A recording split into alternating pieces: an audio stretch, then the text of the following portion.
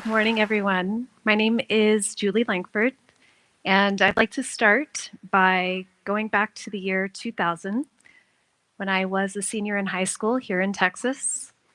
We had just returned from spring break when the principal called me into her office and told me that the chances of me graduating weren't looking too good. Now, here is my report card from that year. I had always kept my grades up and remained on the honor roll. So, what could have warranted this trip to the principal's office?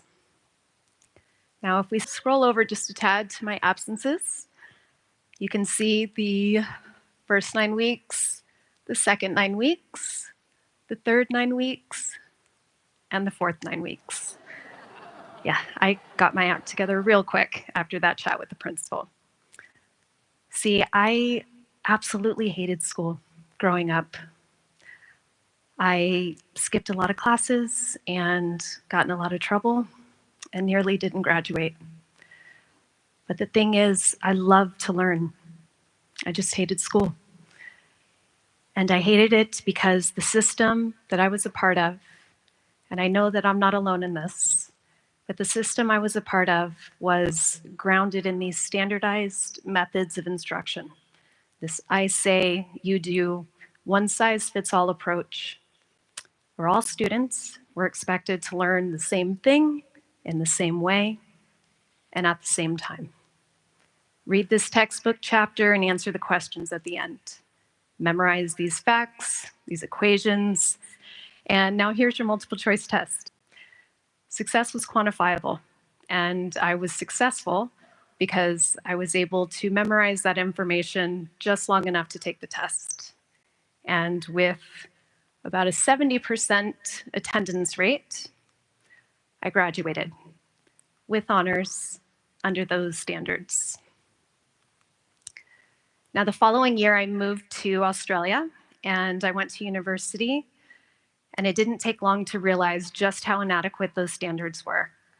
Within my first week of classes, I was sitting in one of those big lecture halls, and the professor is talking about the circulation of the euro, and I'm listening, taking notes, being that passive recipient of information that I'd always been.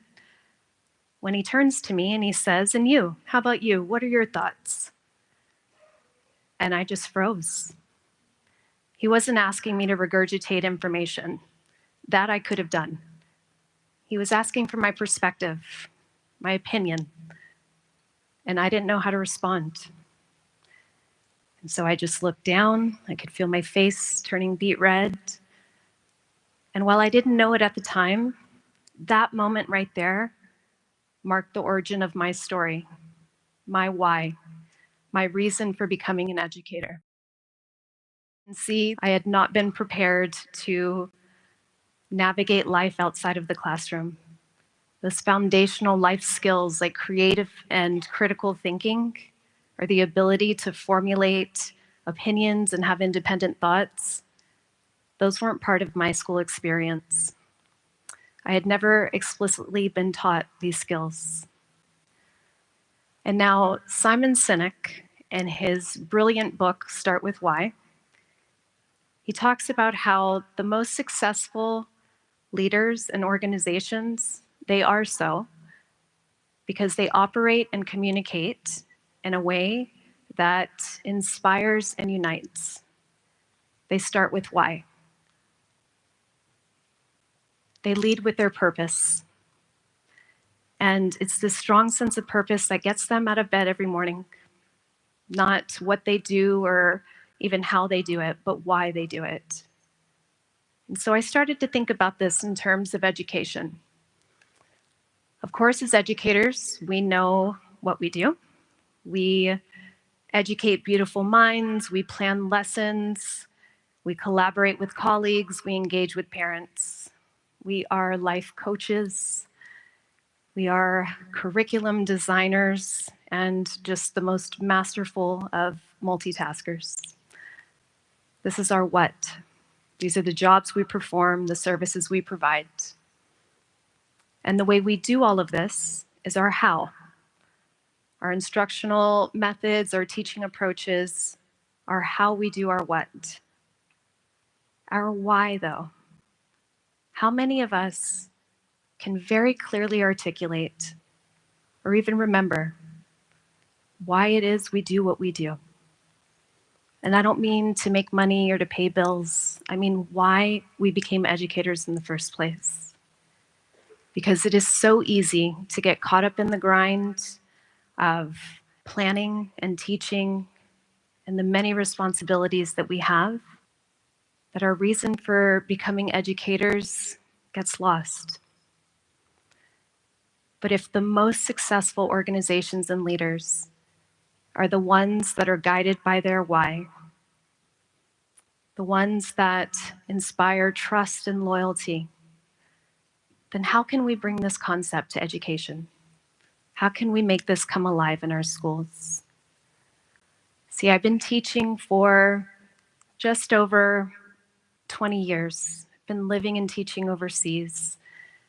And I have seen firsthand the impact of schools that are guided by their why. Schools whose mission statements aren't just words on the wall, but are manifested in their day-to-day interactions. Schools whose leaders lead with purpose. They lead with their why. Leaders who communicate and think and act in ways that inspire, because it is this focus on purpose over product or process that resonates with people on an emotional level and makes them want to be a part of something that they genuinely care about. You see, it is purpose that moves people from compliance to commitment. And right now, there are far too many schools that are operating without a clear sense of purpose. They're focused on the what and the how. What do we need to teach and how are we going to teach it? They've lost sight of their why. But the truth is, our why, our reason for becoming educators, it's more important than any curriculum or standardized test score. It's what keeps us going. It's what gets us out of bed every morning. It's what gives meaning to what we do.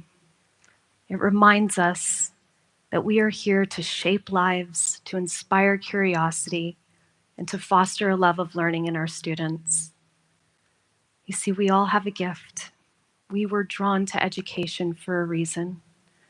Going beyond academics to prioritize skill development, that's my why. And today I invite you all to reconnect with yours, to remember why you became educators in the first place.